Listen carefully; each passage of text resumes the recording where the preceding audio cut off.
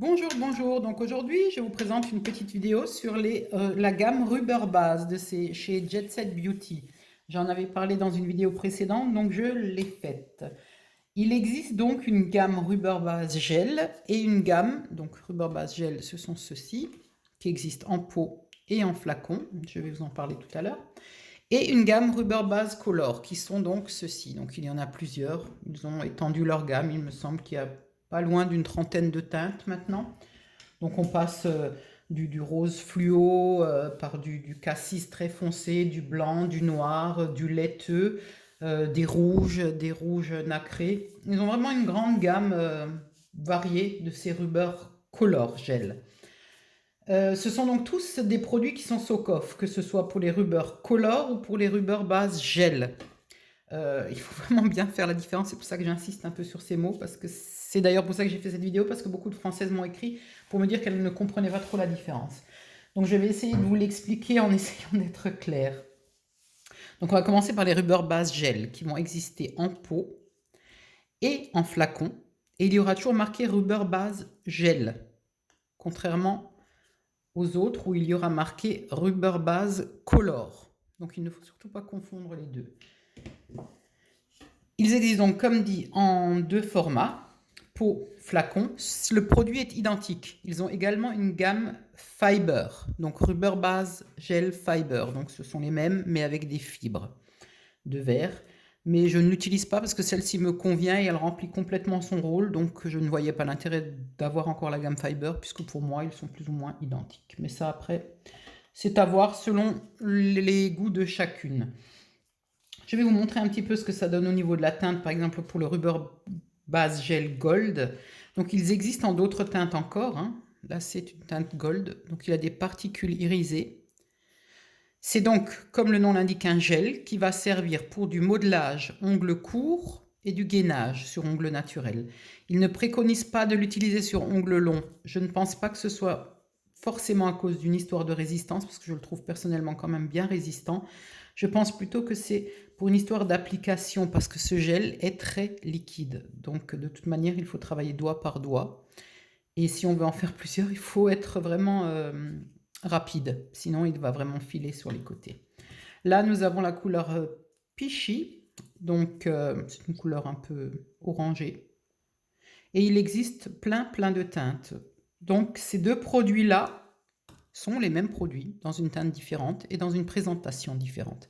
Mais ce sont strictement les mêmes produits. Il n'y a pas un composant différent dans l'un ou dans l'autre, en dehors de la teinte, bien évidemment. Là, nous avons le Rubber Base Clear. Alors celui-ci, c'est mon préféré parce qu'il sert à plein de choses. Donc, comme dit tout à l'heure, au modelage, ongles courts, ongles naturels, pour le gainage. Et il a un autre avantage, c'est qu'on l'utilise en base. Donc, après avoir appliqué, en général, chez eux, je prends donc la phase 1 et la phase 2. Phase 1 qui sèche à l'air libre, environ 60 secondes. Phase 2 sous lampe LED UV, 60 secondes. Ce sont des adhérents, une qualité franchement top. Je n'ai plus aucun lifting depuis. Ils sont vraiment géniaux. Et comme gel de base, en fait, on ne va pas s'embêter à acheter un gel de base, on va mettre du Rubber Base Clear. Donc en fait, c'est un gel qui est très liquide et qu'on va appliquer en couche très fine.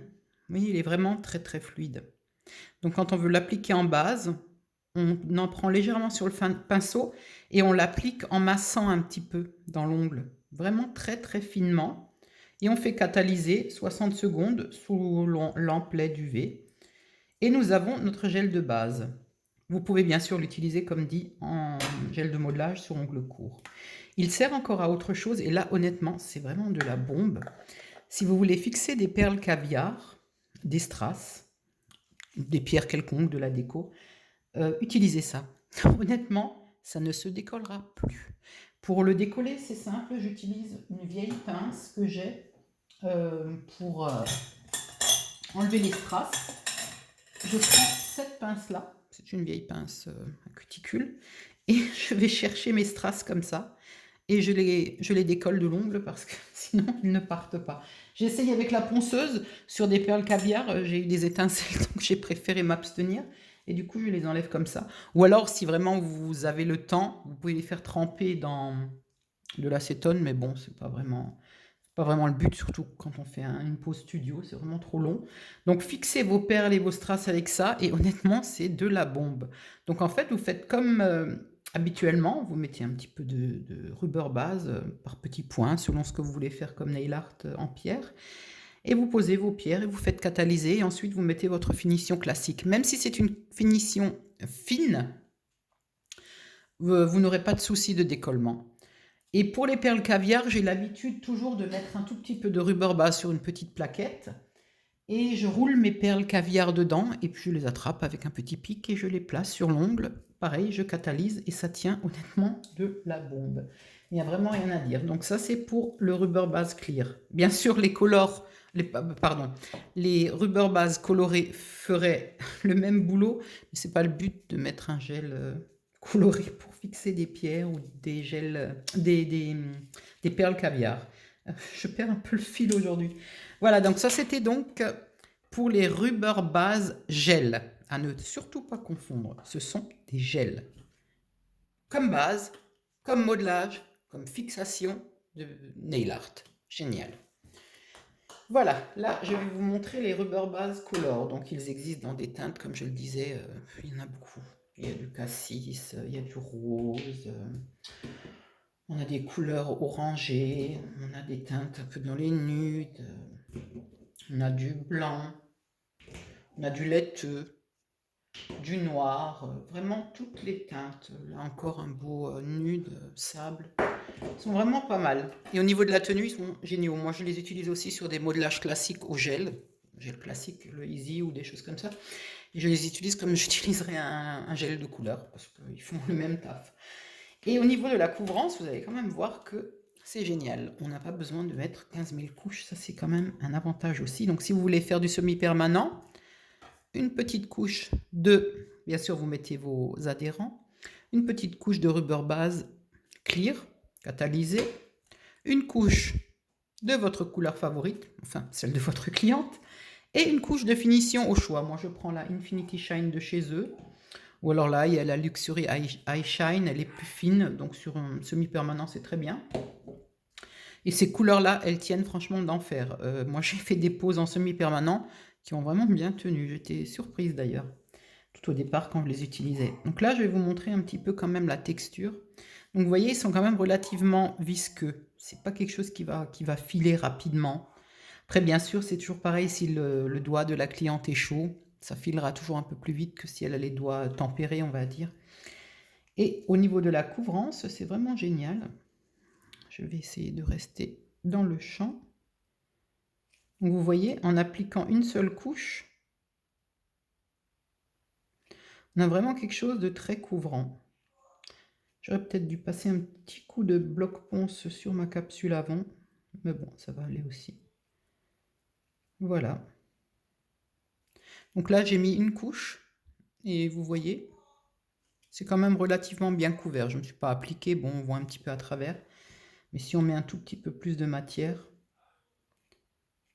on a vraiment quelque chose de bien opaque. Voilà.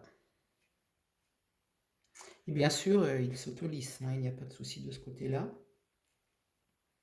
Voilà, donc ça, c'est une couche. Une belle couleur, c'est la teinte Dark Cassis. Le rendu sur l'écran est malheureusement pas le même, c'est dommage. Si j'avais allumé la lumière, ça aurait peut-être été un petit peu mieux. Voilà. Donc ça, c'est la teinte Dark Cassis. Vraiment pas mal. J'aime bien. Et auto-égalisant, et puis il ne file pas. Vous voyez, il ne bouge pas. Donc on met ça à catalyser. Ce qu'il faut faire quand vous faites un modelage avec les gels de base, colorés par exemple, pensez à les catalyser 2 fois. Honnêtement, il vaut mieux les catalyser longtemps parce que comme ce sont des rubbers, s'ils n'ont pas bien catalysé, vous allez pouvoir les peler un petit peu comme de l'élastique. C'est vraiment pas génial. J'en ai fait l'expérience tout au départ parce qu'il me semble que sur le site, c'est pas précisé. Je me suis fait un peu avoir, mais heureusement, c'était sur moi, donc c'était moins gênant. Et depuis que je les catalyse bien, donc je n'ai plus de soucis, c'est vraiment génial. Donc si vous faites un modelage avec ça, pensez à vraiment bien catalyser. Les couleurs aussi, en général, je les mets à catalyser 2 fois, 120 secondes, 120 secondes en tout, pour être sûr que ce soit vraiment bien catalysé, qu'il n'y ait pas de souci avant que je mette ma finition. Donc ça, ce sont les Rubber Base Color. Je vais peut-être encore vous montrer une teinte un peu plus claire. Quelque chose, on va prendre celle-ci, la Dubaï. Ils ont élargi leur gamme là tout récemment avec des teintes rouges un peu nacrées, irisées. Je ne les ai pas encore commandées parce que j'ai commandé une box.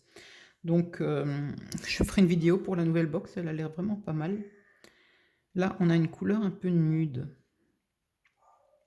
Vous voyez, elle est vraiment pas mal cette teinte aussi.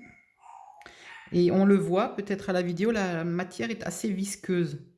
Mais elle s'étale quand même relativement bien, même très bien, je dirais, elle se lisse très bien. Et on n'a pas cette épaisseur qu'on pourrait penser avoir, ça reste quand même très fin. Ce sont vraiment des teintes hyper couvrantes, que ce soit pour les clairs ou pour les foncés. Donc si vous êtes intéressé par cette gamme de Rubber, n'hésitez pas, franchement ils sont vraiment très bien. Et comme dit, moi je les utilise aussi comme des gels de couleur classique sur un modelage au gel classique. J'ai mon perroquet qui fait des siennes, les bruits que vous entendez au fond, c'est mon oiseau. Donc voilà pour les teintes, hyper couvrantes, vraiment bien. Voilà, donc j'espère que ça vous aura, que ça vous aura un tout petit peu éclairé. Là, j'ai pas catalysé, j'ai fait une catastrophe. Donc retenez bien, les Rubber Base Gel sont des gels de construction. Ongles courts, gainage, ongles naturels. Le Rubber Base Clear sert aussi de gel de base. Super, il n'y aura plus de problème de lifting. Et il sert également donc pour fixer les strass, les perles caviar, les petits objets de nail art qu'on a, qui sont parfois un peu compliqués à coller. Avec ça, ça tient vraiment de la bombe. Ils existent donc dans ces formats-là et dans le format flacon. Et il y a une version fiber que je n'ai pas testée, donc je ne pourrai pas en parler. Et nous avons donc les Rubber Color, à ne pas confondre. Vous voyez, l'étiquette n'est pas la même, mais le flacon, oui. Donc ne confondez surtout pas. Si vous cherchez les couleurs, vous allez dans leur menu Rubber Color. Et si vous cherchez leur gel, vous allez dans les Rubber Gel. Et normalement, il ne devrait pas y avoir de soucis. Voilà, donc j'espère qu'elle vous aura été utile. Si vous avez des questions, toujours pareil, n'hésitez pas. Et je mettrai le lien vers la boutique dans les commentaires. À bientôt!